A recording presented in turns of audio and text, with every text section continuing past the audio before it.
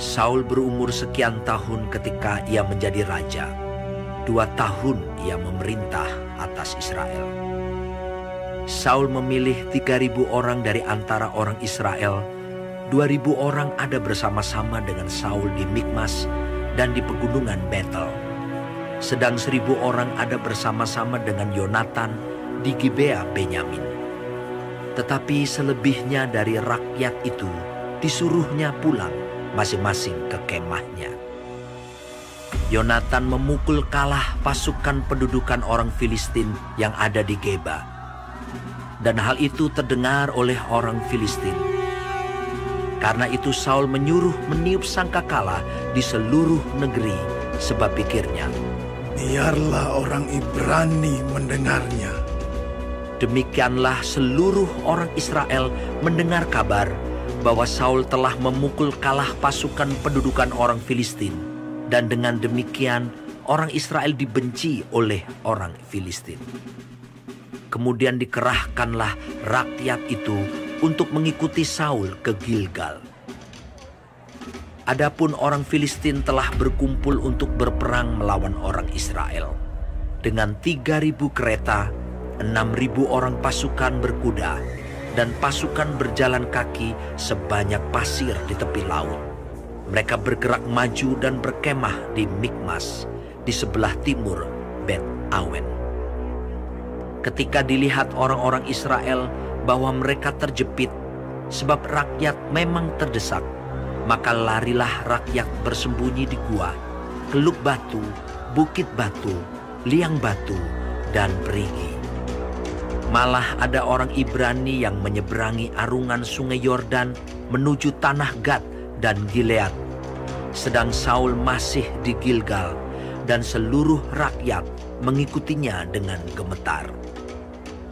Ia menunggu 7 hari lamanya sampai waktu yang ditentukan Samuel.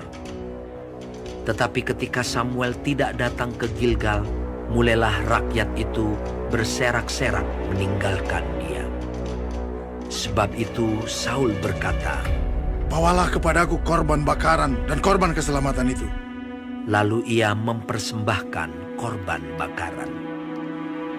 Baru saja ia habis mempersembahkan korban bakaran, maka tampaklah Samuel datang. Saul pergi menyongsongnya untuk memberi salam kepadanya. Tetapi kata Samuel, apa yang telah kau perbuat? Jawab Saul, karena aku melihat rakyat itu berserak-serak meninggalkan aku, dan engkau tidak datang pada waktu yang telah ditentukan, padahal orang Filistin telah berkumpul di Mikmas.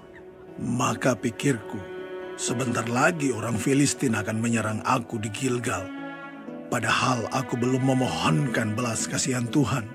Sebab itu aku memberanikan diri, lalu mempersembahkan korban bakaran. Kata Samuel kepada Saul, perbuatanmu itu bodoh.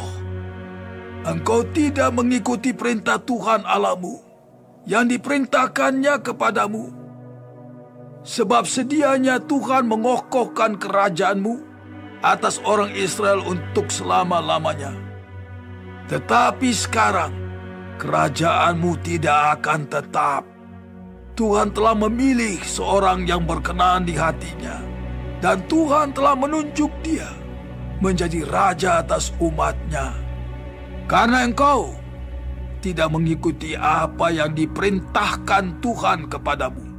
Kemudian berangkatlah Samuel dan pergi dari Gilgal ke Gibea Benyamin.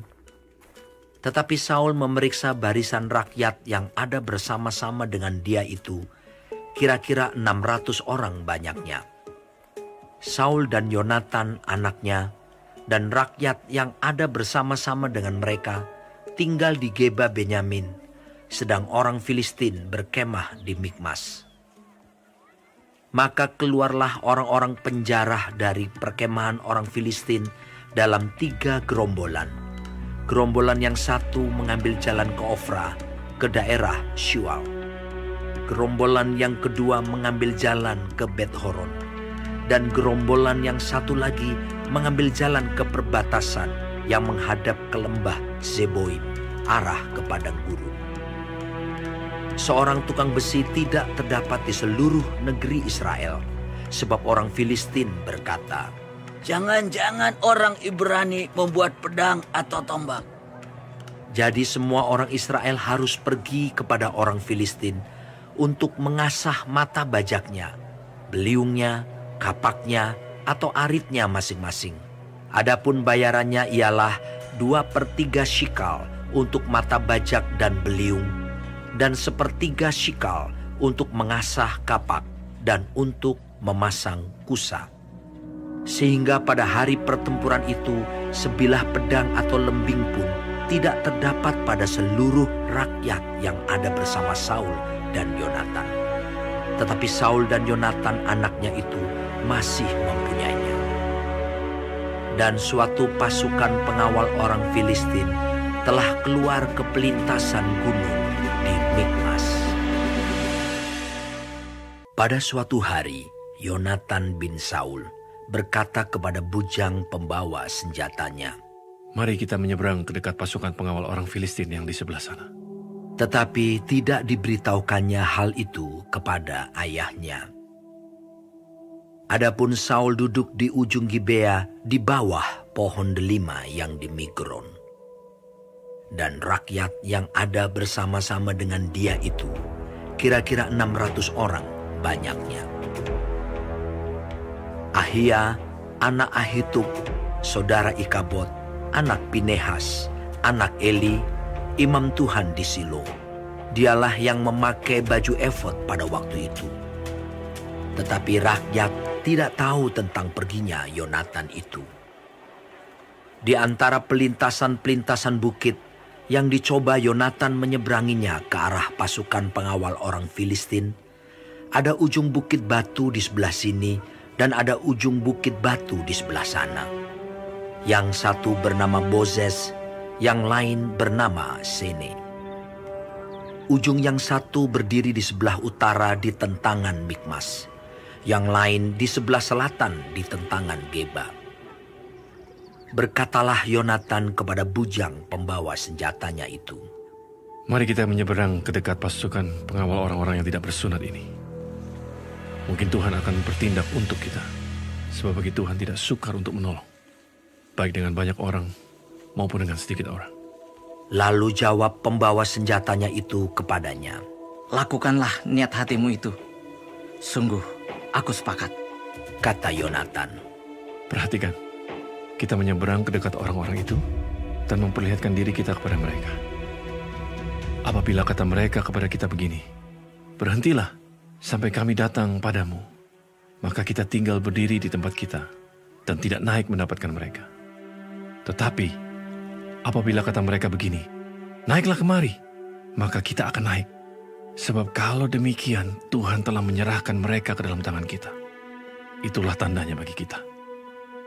Ketika mereka keduanya memperlihatkan diri kepada pasukan pengawal orang Filistin, berkatalah orang Filistin itu, Lihat, orang-orang Ibrani keluar dari lubang-lubang tempat mereka bersembunyi. Orang-orang dari pasukan pengawal itu berseru kepada Yonatan dan pembawa senjatanya.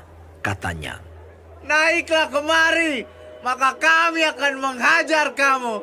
Lalu kata Yonatan kepada pembawa senjatanya, "Naiklah mengikuti aku, sebab Tuhan telah menyerahkan mereka ke dalam tangan orang Israel." Maka naiklah Yonatan merangkak ke atas dengan diikuti oleh pembawa senjatanya. Orang-orang itu tewas terparang oleh Yonatan, sedang pembawa senjatanya membunuh mereka dari belakangnya.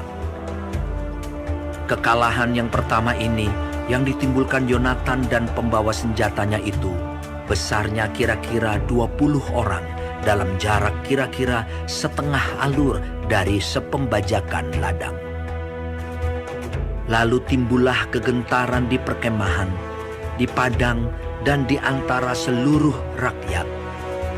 Juga pasukan pengawal dan penjarah-penjarah itu gentar, dan bumi gemetar, sehingga menjadi kegentaran yang dari Allah. Ketika peninjau-peninjau Saul di Gibea Benyamin melihat hal itu, dan sesungguhnya orang ramai seperti ombak berjalan ke sana kemari, berkatalah Saul kepada tentara yang bersama-sama dengan dia itu, Periksalah barisan, dan lihatlah siapa yang pergi daripada kita. Mereka memeriksa barisan, dan ternyata Yonatan dan pembawa senjatanya tidak ada. Lalu kata Saul kepada Ahia, "Bawalah baju efod kemari." Karena pada waktu itu dialah yang memakai baju efod di antara orang Israel. Tetapi sedang Saul berbicara kepada imam itu, maka kian lama kian bertambahlah keributan di perkemahan orang Filistin. Sehingga Saul berkata pula kepada imam itu, "Biarlah." Kemudian berkumpullah Saul dan seluruh rakyat yang bersama-sama dengan dia itu. Dan ketika mereka sampai ke tempat pertempuran, tampaklah setiap orang menikam temannya dengan pedang. Suatu huru-hara yang sangat besar. Lagi pula orang-orang Ibrani yang telah lama tinggal pada orang Filistin dan yang telah ikut maju dalam tentara mereka. Mereka juga berbalik untuk bergabung dengan orang-orang Israel yang ada bersama-sama dengan Saul dan Yonatan. Bahkan ketika semua orang Israel yang telah bersembunyi di pegunungan Efraim mendengar bahwa orang Filistin telah lari, orang-orang itu pun bergabung dengan mereka dalam pertempuran. Demikianlah Tuhan menyelamatkan orang Israel pada hari itu. Pertempuran itu meluas sampai lewat Bet Awen. Ketika orang-orang Israel terdesak pada hari itu, Saul menyuruh rakyat mengucapkan kutuk, katanya, "Terkutuklah orang yang memakan sesuatu sebelum matahari terbenam, dan sebelum aku membalas dendam terhadap musuhku." Sebab itu tidak ada seorang pun dari rakyat yang memakan sesuatu. Dan seluruh orang itu sampailah ke suatu hutan, dan di sana ada madu di tanah. Ketika rakyat sampai ke hutan itu, tampaklah ada di sana madu meleleh, tetapi tidak ada seorang pun yang mencedoknya ke mulutnya dengan tangan. Sebab rakyat takut kepada sumpah itu. Tetapi Yonatan tidak mendengar bahwa ayahnya telah menyuruh rakyat bersumpah. Ia mengulurkan tongkat yang ada di tangannya dan mencelupkan ujungnya ke dalam sarang madu. Kemudian ia mencedoknya ke mulutnya dengan tangan. Lalu matanya menjadi terang lagi. Dan seorang dari rakyat berbicara, katanya, "Ayahmu telah menyuruh rakyat bersumpah dengan bersungguh-sungguh. Katanya, terkutuklah orang yang memakan sesuatu pada hari ini, sebab itu rakyat letih lesu." Lalu kata Yonatan, "Ayahku mencelakakan negeri. Coba lihat bagaimana terangnya mataku setelah aku merasai sedikit dari madu ini. Apalagi jika sekiranya rakyat pada hari ini boleh makan dengan bebas dari jarahan musuhnya yang telah didapatnya. Tetapi sekarang tidaklah besar kekalahan di antara orang Filistin."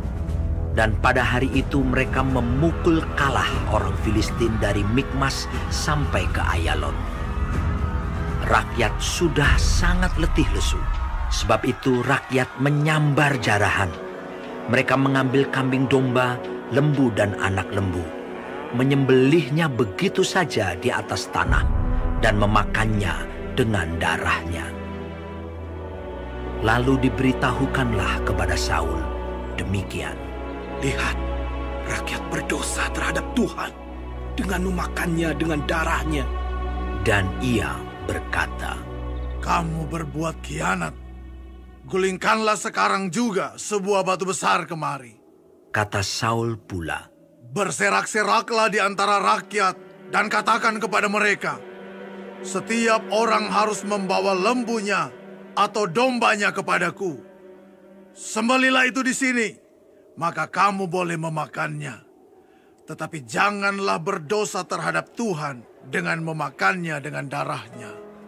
Lalu setiap orang dari seluruh rakyat membawa serta pada malam itu lembunya, dan mereka menyembelihnya di sana.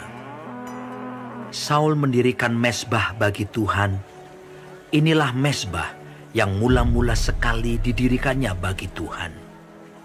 Lagi kata Saul, "Marilah kita pada malam ini mengejar orang Filistin dan menjarahi mereka sampai fajar menyingsing. Dan janganlah kita biarkan hidup seorang pun dari mereka. Jawab mereka itu. Perbuatlah apa yang kau pandang baik. Tetapi imam berkata, marilah kita dahulu tampil menghadap Allah di sini. Saul bertanya kepada Allah, bolehkah aku mengejar orang Filistin itu? Akan kau serahkankah mereka ke dalam tangan orang Israel? Tetapi pada hari itu ia tidak menjawab Saul. Lalu kata Saul, datanglah kemari, kamu segala pemuka rakyat. Berusahalah mengetahui apa sebab dosa ini terjadi pada hari ini. Sebab demi Tuhan yang hidup, yang menyelamatkan orang Israel, sekalipun itu disebabkan oleh Yonatan, anakku, maka ia pasti akan mati. Tetapi seorang pun dari seluruh rakyat tidak ada yang menjawabnya. Kemudian berkatalah ia kepada seluruh orang Israel, kamu berdiri di sebelah yang satu, dan aku serta anakku Yonatan akan berdiri di sebelah yang lain. Lalu jawab rakyat kepada Saul, perbuatlah apa yang kau pandang baik. Lalu berkatalah Saul, ya Tuhan, Allah Israel, mengapa engkau tidak menjawab hamba-Mu pada hari ini? Jika kesalahan itu ada padaku atau pada anakku Yonatan, ya Tuhan Allah Israel, tunjukkanlah kiranya Urim. Tetapi jika kesalahan itu ada pada umat-Mu Israel, tunjukkanlah Tumim.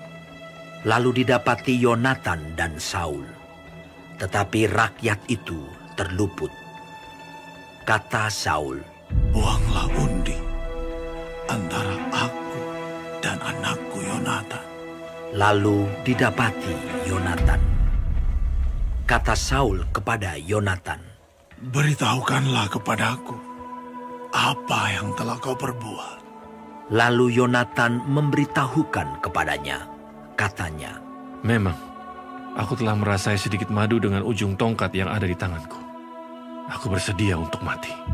Kata Saul, beginilah kiranya Allah menghukum aku, bahkan lebih daripada itu. Sesungguhnya Yonatan, engkau harus mati. Tetapi rakyat berkata kepada Saul, masakan Yonatan harus mati? Dia yang telah mendapat kemenangan yang besar ini di Israel. Jauhlah yang demikian. Demi Tuhan yang hidup, selai rambut pun dari kepalanya takkan jatuh ke bumi. Sebab dengan pertolongan Allah juga dilakukannya hal itu pada hari ini. Demikianlah rakyat membebaskan Yonatan, sehingga ia tidak harus mati. Maka pulanglah Saul setelah mengejar orang Filistin, dan orang Filistin itu pun kembali ke tempat kediamannya. Setelah Saul mendapat jabatan raja atas Israel, maka berperanglah ia ke segala penjuru melawan segala musuhnya. Melawan Moab, Bani Amon, Edom, raja-raja negeri Zoba, dan orang Filistin. Dan kemanapun ia pergi, ia selalu mendapat kemenangan. Ia melakukan perbuatan-perbuatan yang gagah perkasa, memukul kalah orang Amalek, dan melepaskan Israel dari tangan orang-orang yang merampasi mereka. Anak-anak lelaki Saul ialah Yonatan, Yiswi, dan Malkisua. Nama kedua anaknya yang perempuan, yang tertua bernama Merab, yang termuda bernama Mikal. Istri Saul bernama Ahinoam, anak Ahimaas. Panglima tentaranya bernama Abner, anak Ner, paman Saul. Kis, ayah Saul, dan Ner, ayah Abner, adalah anak-anak Abiel. Hebat peperangan melawan orang Filistin selama zaman Saul. Dan semua pahlawan dan orang gagah perkasa yang dilihat Saul, dikumpulkannya kepadanya.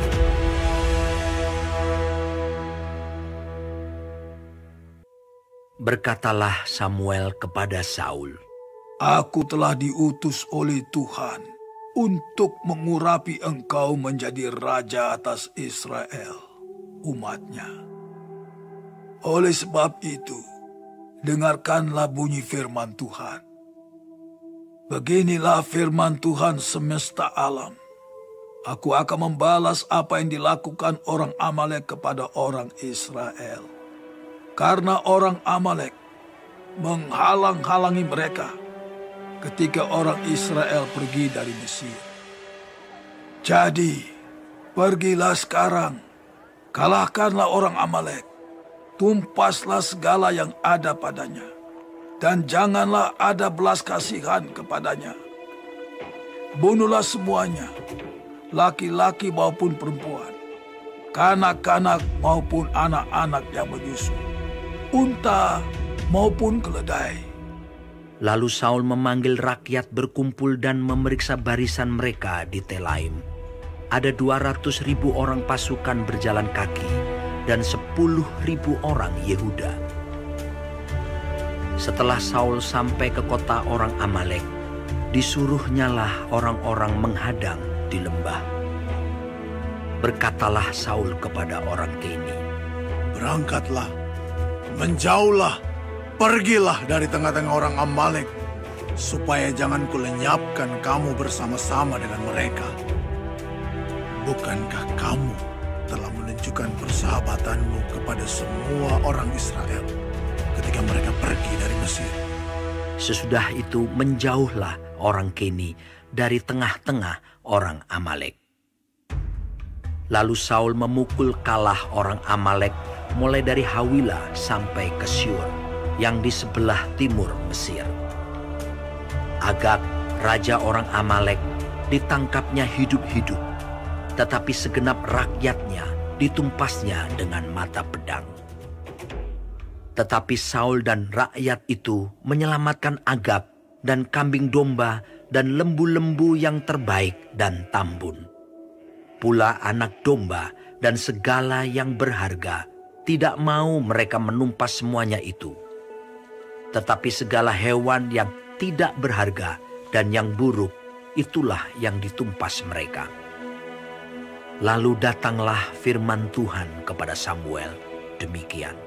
Aku menyesal, karena aku telah menjadikan Saul raja, sebab ia telah berbalik daripada aku dan tidak melaksanakan firman-Ku. Maka sakit hatilah Samuel dan ia berseru-seru kepada Tuhan semalam-malaman. Lalu Samuel bangun pagi-pagi untuk bertemu dengan Saul, tetapi diberitahukan kepada Samuel demikian. Saul telah ke Karmel tadi, dan telah didirikannya baginya suatu tanda peringatan. Kemudian ia balik dan mengambil jurusan ke Gilgal. Ketika Samuel sampai kepada Saul, berkatalah Saul kepadanya, Diberkatilah kiranya engkau oleh Tuhan. Aku telah melaksanakan firman Tuhan.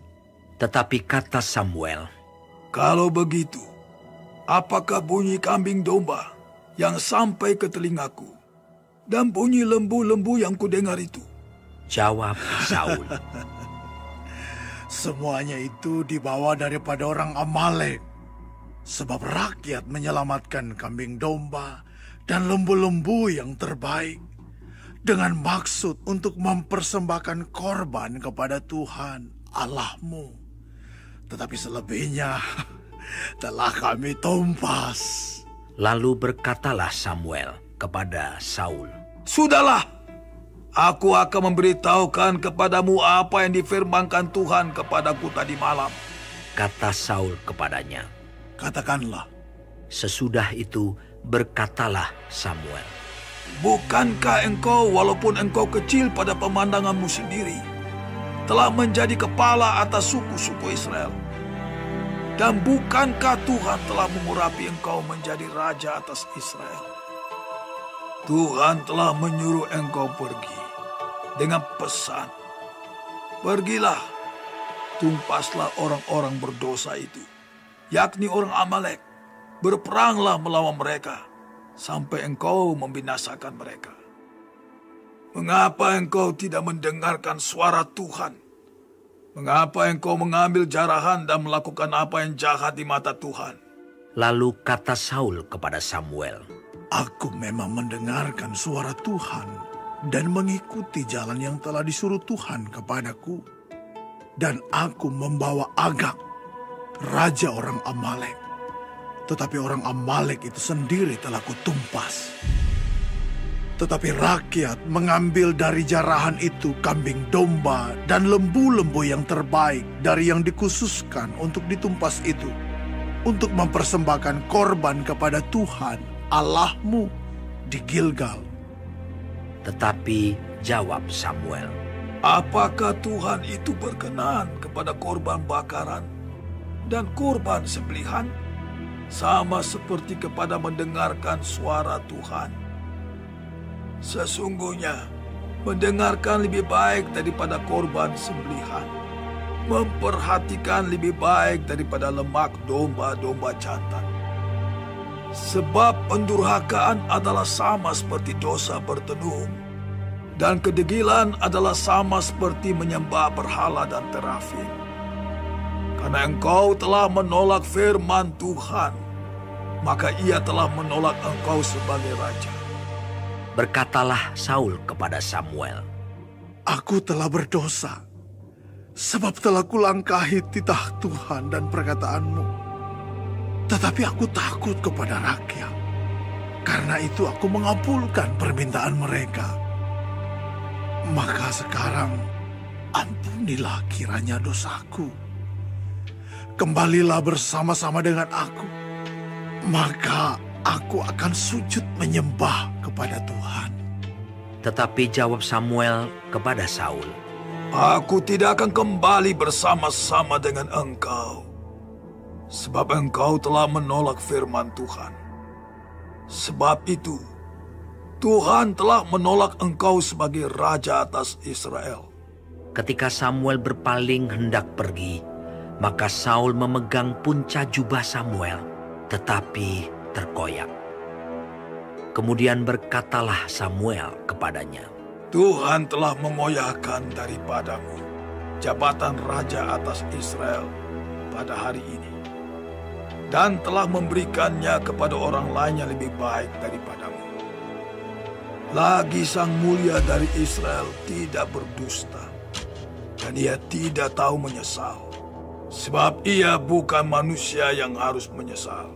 Tetapi kata Saul, Aku telah berdosa, tetapi tunjukkanlah juga hormatmu kepadaku sekarang di depan para tua-tua bangsaku dan di depan orang Israel.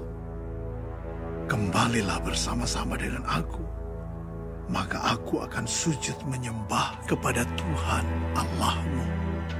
Sesudah itu kembalilah Samuel mengikuti Saul, dan Saul sujud menyembah kepada Tuhan. Lalu berkatalah Samuel, Bawa kemari Agag, raja Amalek itu. Dengan gembira Agag pergi kepadanya, sebab pikirnya, Sesungguhnya, kepahitan maut telah lewat. Tetapi kata Samuel, Seperti pedangmu membuat perempuan-perempuan kehilangan anak, demikianlah ibumu akan kehilangan anak di antara perempuan-perempuan. Sesudah itu Samuel mencincang Agag di hadapan Tuhan di Gilgal. Kemudian Samuel pergi ke Rama, tetapi Saul pergi ke rumahnya di Gibea Saul. Sampai hari matinya, Samuel tidak melihat Saul lagi. Tetapi Samuel berduka cita karena Saul. Dan Tuhan menyesal karena ia menjadikan Saul raja atas Israel. Yesus, raja yang berbeda, bukan hanya berjanji tapi rela mati. Yesus